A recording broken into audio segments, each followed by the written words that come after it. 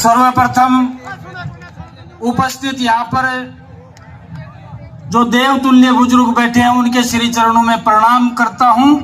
खून से भी बढ़कर रिश्ते के सभी नौजवान साथियों को नमस्कार करते हुए मातृशक्ति के रूप में अभिनंदन करते हुए स्वागत करना चाहता हूँ मैं इस खेतड़ी की धरती और छोटे से रामकुमारपुरा पंचायत और छोटी सी ढानी चबूतरा वाली में राजस्थान के उप मुख्यमंत्री माननीय प्रेमचंद जी बैरवा का यहाँ पर बहुत बहुत स्वागत है, अभिनंदन है।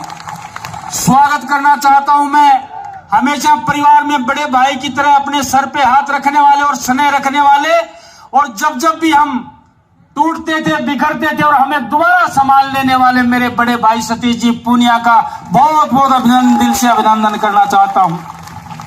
स्वागत करना चाहता हूं हमारे संत शिरोमणि बलदेव दास जी का और सोई भोज के मैन सुरेश दास जी का और हमारे क्षेत्रीय संत बाबा जसनाथ जी का और अन्य संत जो यहाँ पर उपस्थित है। मैं खेतड़ी की जनता की तरफ से उनका बहुत बहुत स्वागत करना चाहता हूँ। हमारे विधायकगण हमारे सहयोगी के रूप में पधारे हैं और आशीर्वाद के रूप में पधारे हैं, और हमारे सांसद महोदय जो हमेशा हमारा स्नेह रखते हैं और जिले में इतना घूमते हैं और खेतड़ी में विशेष कर आते हैं, और इस मेले में तो वो जब से बने हैं उस कार्यक्रम में हमेशा पधारते हैं। मेरे बड़े भाई नरेंद्र जी खींचड़ का स्वागत है। जाबर सिंह जी खर्रा जो हमारे परिवार की तरह स्नेह रखते हैं उनका भी स्वागत है। विधायक हमारे गोवर्धन जी वर्मा जो दोबारा विधायक बने हैं उनका हमारे साथ युवा मोर्चे से भी संपर्क था, और जब ये प्रधान थे जब भी हमारा संपर्क था। मैं सम्मान करना चाहता हूं इस किसान सम्मेलन में, मैं सम्मान करना चाहता हूं कुलदीप जी धनखड़ का जो विराटनगर से चुन के आते हैं और बड़े संघर्षशील नौजवान हैं, उनका भी सम्मान करना चाहता हूं। और मेरे छोटे भाई सुभाष मील का सम्मान करना चाहता हूं। इसी कड़ी में सम्मान करना चाहता हूं पूर्व विधायक प्रेम सिंह जी बाजोर का जो एक अटल चट्टान है, और उन्होंने शहीदों के लिए राजस्थान में जो किया है मेरे हिसाब से कोई कर नहीं सकता। और आप समझते हो कि बिना कारण किसी की बड़ाई करना इंजीनियर धर्मपाल का स्वभाव नहीं है।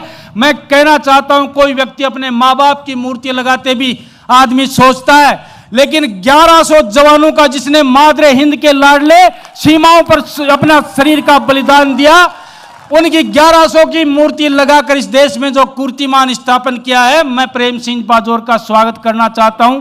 पूर्व विधायक शुभकर्ण जी चौधरी जो हमारे साथ साथी और सहयोगी के रूप में रहते हैं, दुर्भाग्यवश 419 वोटों से ये छोटी सी जीत बड़ी खलती है साथियों। पिछली बार अपन 957 वोटों से हारे थे। कभी मैं भूलना चाहा तो भी आपने भूलने नहीं दिया, आके सुबह शाम तक यही कहते थे ये और कर लेते वो और कर लेते तो ऐसे हो जाता। ऐसे हमारे थोड़े से दुर्भाग्यशाली रहे शुभकर्ण जी चौधरी जी का इस किसान सम्मेलन में स्वागत करना चाहता हूं। मैं स्वागत करना चाहता हूं पूरी जनता और उपखंड खेतड़ी की तरफ से और रामकुमारपुरा की धरती की तरफ से केडी बाबर जी का पूर्व विधायक और हमारे यहाँ पर जो प्रभारी हैं उनका स्वागत करना चाहता हूं। हजारी लाल जी का स्वागत करना चाहता हूं। और निश्चित रूप से मेरे से कोई ना कोई गलती जरूर होगी, किसी का नाम जरूर छूटेगा, वो अगले मेले में बिल्कुल नहीं आएगा, ये बात तय है। इसलिए मैं सम्मानीय मंच कह के सबका सम्मान करना चाहता हूं, उपस्थित समुदाय का सम्मान करना चाहता हूं। लेकिन इस बार मुझे एक बात कहना जरूर चाहूंगा आप लोगों से कि पहले जब हम इस कार्यक्रम करते थे, किसान सम्मेलन करते थे, तो निश्चित रूप से आप में जोश होता था। लेकिन इस बार ये जो बीच की जो दूरी बढ़ी है ये मैंने नहीं बढ़ाई है, मैं तो अभी भी वही हूं आपके पास ही। ये मुख्यमंत्री और उप मुख्यमंत्री के कारण ये दूरी बढ़ी है। अगली बार हो सकता है इसको और नजदीक कर देंगे, कोई ना कोई इनमें से मंत्री बन के जरूर आ जाएगा और आपके पास खड़ा होकर भाषण देगा। हम उस मंच पे दिया करते थे। सतीश जी भाई साहब तो पता नहीं, मैं भी भूल गया कितनी बार यहाँ पे आए हैं। और जिले के जो भी लोग हैं, हमारे जिला अध्यक्ष जी हैं, विशंबर जी हैं, महामंत्री जी जो लोग बैठे हैं, उनको भी याद नहीं है कितनी बार आए। मैं पुनः एक बार पूरी भारतीय जनता पार्टी का पूरे मेरे परिवार की तरफ से और उपखंड खेतड़ी की तरफ से पुनः स्वागत करते हुए अभिनंदन करता हूँ। किन शब्दों में मैं आभार करूँ, प्रकट करूँ, वो शब्द मेरे पास नहीं है। मैं आप लोगों का किन शब्दों में आभार प्रकट करूं। 20 वर्ष का संघर्ष माननीय उप मुख्यमंत्री जी और भाई साहब सतीश जी, आप तो जानते हो 20 वर्ष तक कोई परिवार के व्यक्ति को भी नहीं पालता है, लेकिन मैं धन्यवाद देना चाहता हूं इस बुजुर्ग के आशीर्वाद को, इस नौजवान की ऊर्जा को और इस माता के अभिनंदन को कि 20 वर्ष तक लगातार मुझ पे आशीर्वाद रख के मुझे जिंदा रखने वाली ये खेतड़ी और नीम का थाना की जनता का कर्ज मैं इस जन्म में उतार नहीं सकता। मैं इस जन्म में क्या, मैं 7 जन्म लूं तो भी आपका कर्ज नहीं उतार सकता। मैं अपने रक्त की एक एक बूंद निचोड़ के आपके चरणों में डाल दूं तो भी समझता हूं वो कम है। मेरा परिवार, मेरे साथी सहयोगी, मेरे रिश्तेदार आपके ऋणी हैं और आपका ये ऋण उतार नहीं सकता। ये मैं निवेदन करना चाहता हूं। अगर जरूरत पड़ी तो आपके लिए कहीं तक भी कुछ भी करने की गुजर जाऊंगा और किसी भी हद तक गुजर जाऊंगा, ये आप लोगों से कहना चाहता हूं। आज मैं सौभाग्य से कहना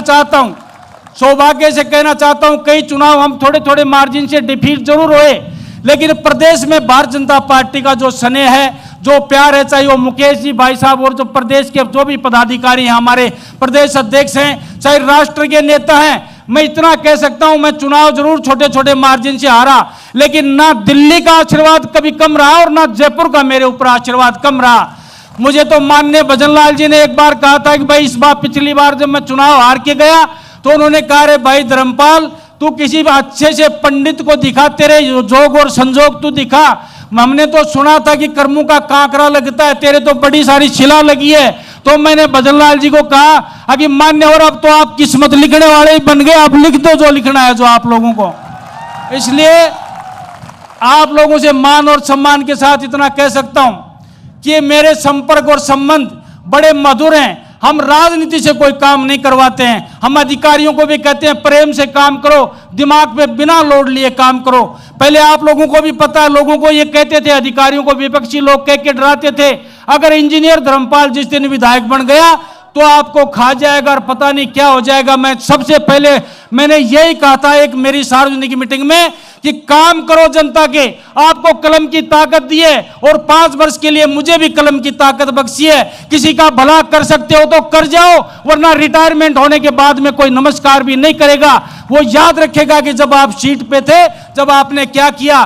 दिन रात आपके बीच में रहेंगे, 24 घंटे आपके बीच में रहेंगे, जो बन पड़ेगा, जितना बन पड़ेगा। ये जोश में नहीं कह रहा हूं, जोश में वो व्यक्ति कहता है जो पहली बार चुनाव लड़ता है और पहली बार जीतता है।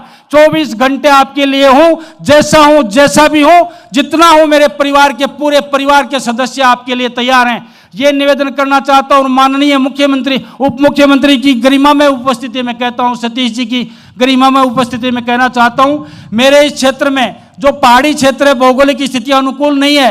कभी कभी तो एक बार सरकार ने लिख दिया था कि ये नॉन फिजिबल है, इसमें इलेक्ट्रिफिकेशन ही संभव नहीं है। लेकिन मैं धन्यवाद देना चाहता हूं भैरव सिंह जी को, स्वर्गीय भैरव सिंह जी को, कि यहां पर स्वतंत्र में जब वो मुख्यमंत्री तो पहली बार इस पहाड़ी क्षेत्र में बिजली पहुंचाई तो वो भारतीय जनता पार्टी ने पहुंचाई, कांग्रेस ने नहीं पहुंचाई। ये राजनीतिक मंच तो नहीं है, लेकिन मैं आग्रह करना चाहता हूं उप मुख्यमंत्री जी, आप हमारे से सीनियर हो और आज आपके पास कलम की ताकत है। हम आपसे 3-4 बातें शेयर करना चाहते हैं और मैंने लिखित में भी रखी है, आपको भी दूंगा और मेरे सम्मानीय जो मुख्यमंत्री जी हैं और दिल्ली तक दूंगा। जहां पर हमारा हिंदुस्तान कॉपर लिमिटेड का प्रोजेक्ट है, जो कभी शेखावाटी की लाइफलाइन कहलाता था, 12,500 कर्मचारी काम करते थे, आज उसकी दुर्दशा, आज उसकी ये दशा है, वहां पर 400 से नीचे कर्मचारी काम करते हैं, टोटल ठेके पे दे चुके हैं। आज दिल्ली में सरकार हमारी है और सरकार तीसरी बार भी बनने वाली है। दुनिया की कोई ताकत मोदी जी को रोक नहीं सकती। ये ऐलान करना चाहता हूं 50,000 की इस भीड़ में, जब हमारी सरकार दिल्ली में है, हमारी सरकार राजस्थान में है, भारतीय जनता पार्टी का सांसद है, भारतीय जनता पार्टी का विधायक है, भारतीय जनता पार्टी का जिला प्रमुख है, तो हमारे हिंदुस्तान कॉपर लिमिटेड को जिंदा करके इन युवाओं को रोजगार के अवसर पैदा करें, ये आपसे निवेदन करना चाहता हूं।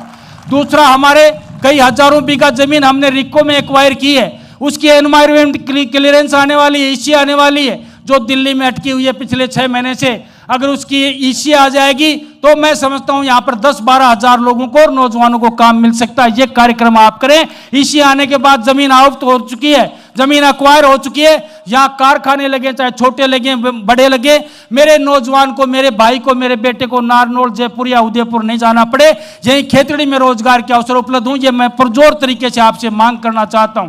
यहां पर एक डेयरी का प्लांट है जहां पर 25,000 की कैपेसिटी है लीटर की, लेकिन दुर्भाग्य से उसमें 7-8 हजार लीटर ही दूध पहुंच पाता है। उसमें अगर आप चाहेंगे और हमारी सरकार चाहेगी, उसको पूरा डेवलप अगर कर दिया जाए तो 2,500 नौजवानों को रोजगार उसमें मिल सकता है, प्रत्यक्ष या अप्रत्यक्ष रूप में। ये मैं निवेदन करना चाहता हूं। और दूसरा, जो आपका ही काम है, उसमें कहीं किंतु परंतु नहीं है। हमारा ये पहाड़ी क्षेत्र जिसमें बांसियाड़ खेतड़ी के नाम से एक रिजर्व कंजर्वेशन बनाया गया है, उसमें माननीय श्रीमती हमारी वसुंधरा राजे जी की तरफ से बजट दिया गया था, उसमें अगर और बजट मिल जाए तो सरिस्का और रणथंभौर की तरह हमारा ये हजारों हेक्टेयर का जो एरिया है उसमें पर्यटक की आवक हो जाए, हमारे सफारी चल जाए और नौजवानों को प्रत्यक्ष और अप्रत्यक्ष रूप से 5,000 लोगों को रोजगार मिल सकता है। ये मैं लिखित में आप लोगों को देना चाहता हूं। भाषण तो हमने खूब झाड़े और लंबे लंबे मंचों पे झाड़े। अब ये जो लोग भाषण पे ताली नहीं बजाएंगे, अब तो ये काम पे ताली बजाएंगे, क्योंकि अब तो ये काम चाहते हैं। अब ये काम इनका नहीं होगा तो निश्चित रूप से इनको मायूसी हाथ लगेगी और इतने वर्ष के संघर्ष के बाद मुझसे उम्मीद भी कुछ ज्यादा लगी है। आपका आशीर्वाद बना रहे और हमेशा आप लोग हमारे साथ कंधे से कंधा मिलाकर काम करें। पुनः एक बार मेरे पिताजी स्वर्गीय राम कुमार जी की पुण्यतिथि पर आप इतनी संख्या में आए हो, मेरे अनुमान से बाहर है। प्रशासन ने भी ये कहा था कि हम तो अब संभाल नहीं सकते, आप ही संभालो। मैं जब नीम का थाना गया था मूर्ति पे माल्य अर्पण करने के लिए, तो यहाँ के सीओ ने कहा साहब हमारे बस की बात नहीं है, हमसे ये भीड़ काबू नहीं हो सकती, जितनी भीड़ यहाँ पर है उतनी रोडों पे घूम रही है। मैं पुनः कहता हूँ ये आशीर्वाद बनाए रखना, चाहे कभी भी मौका देना या न देना, लेकिन स्वर्गीय राम कुमार जी की पुण्यतिथि पर जरूर पधारना, ये मैं आप लोगों से आशीर्वाद की मांग करता हूँ। पुनः एक बार आप लोग पधारे, निश्चित रूप से मैं और मेरा परिवार और सारी पंचायत आपका बहुत बहुत धन्यवाद आभार प्रकट करती है। और मैं एक बात कहना भूल गया साहब, उप मुख्यमंत्री जी, हमारे पड़ोस में पंचायत है, हमारी पड़ोस की तहसील है खेत नीम का थाना, जो हमारे जिले में शामिल हो गई है। वहां पर एक लादी का वास पंचायत है, उसका बड़ी पीड़ा है और काम भी छोटा सा है। उस लादी की पास पंचायत में आज तक वोट नहीं डालते हैं वो लोग। उनका कहीं समायोजन करना है, उनको पाटन पंचायत समिति में रखना है, इधर उधर रख दिया। अगर हो सके तो मैं आपको वो लिखित में उपलब्ध कराऊंगा, वो काम जरूर करवाना, निश्चित रूप से आपकी अति कृपा होगी। पुनः मुझे इस वक्त पर यही निवेदन करना था, मेरे कम कहे हुए कथन को ज्यादा समझना। इन्हीं शब्दों के साथ अपना कथन समाप्त करते हुए अपनी वाणी को विराम देता हूं। सबको राम राम, बहुत बहुत धन्यवाद।